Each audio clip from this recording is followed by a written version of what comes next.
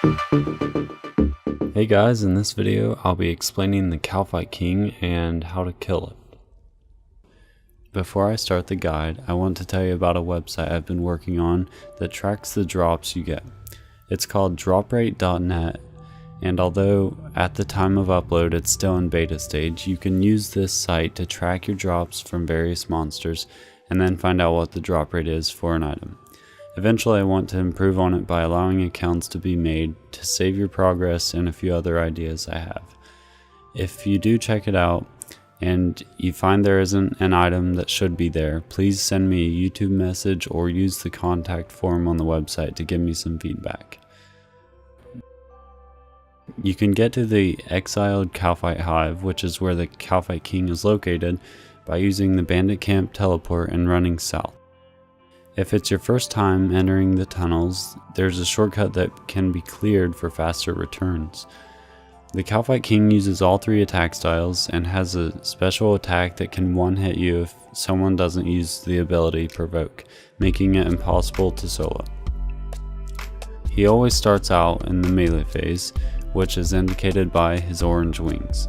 In the melee phase, he uses a standard attack which causes bleeding and hits 3 times harder if you move.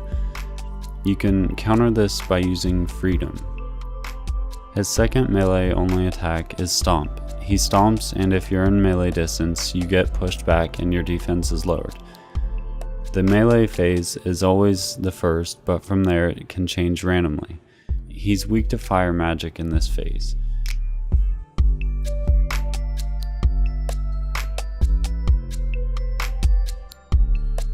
The magic phase is indicated by his blue wings and can be very annoying if you don't know what to do. He doesn't use instant kill, but he will fire explosive orbs at everyone, which can be an easy kill if you don't watch out.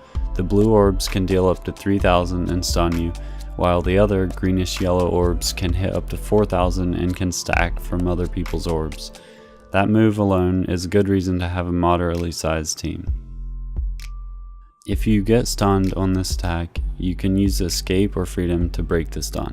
He's weak to arrows during this phase.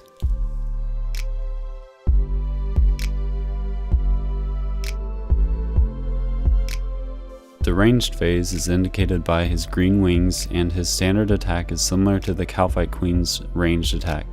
Similar to the melee phase, it is a damage over time that causes 3 times damage if you move. The Kalphite King can use a stun dart during this phase, which is usually paired with a standard attack. His third attack during the ranged phase is Incendiary Shot. It stuns you and then explodes. He's weak to stab during this phase.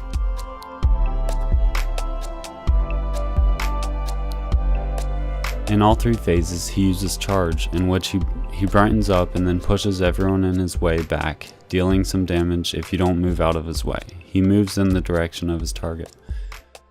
Also, in all phases, the more successful hits cause a shorter time in that phase, which is why it's smart to tribute, especially using range during the magic phase because it can cause the most damage. He spawns minions at 75 and 25% health, and if you're on a minion when they spawn, you can take up to 1000 damage. The King can dig and reappear under you to also deal about 2,000 to 4,000 damage. He only uses the instant kill attack during the ranged and melee phases. The red aura around the King indicates that what damage he would have dealt will heal him instead, so it's okay to attack him when there's a red aura, but the green aura will heal him what you would have dealt to him, so don't attack him if there's a green aura. Your ability bar setup is pretty important because you should be tri-rooting, and this is the first monster where abilities actually mean something. I personally use the numpad on my keyboard for abilities, and then I use the middle mouse button to move the camera. When killing the Kalphite King, your team should have a few tanks and everyone else should focus on high damage. As a tank, this is my current ability bar for the Kalphite King. I make it easy to heal with food. I include 2 basic abilities for each attack style. You should also bind Provoke and Resonance so you can save your teammate and then heal from the attack with Resonance. I also use Preparation to make Resonance cooldown quicker. You should also bind Freedom because the king uses many stunning attacks.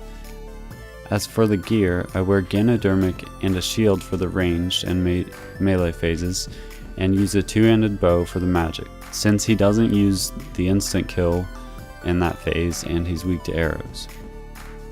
I use a yak to take a lot of food because I usually tank. If you choose to focus on attacking, you won't be using Provoke and Resonance, and you should fill your ability bar with good DPS abilities.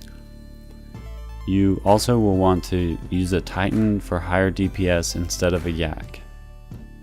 If you have a good team with some Drygore weapons, then it's possible to just have 2 tanks and a couple attackers.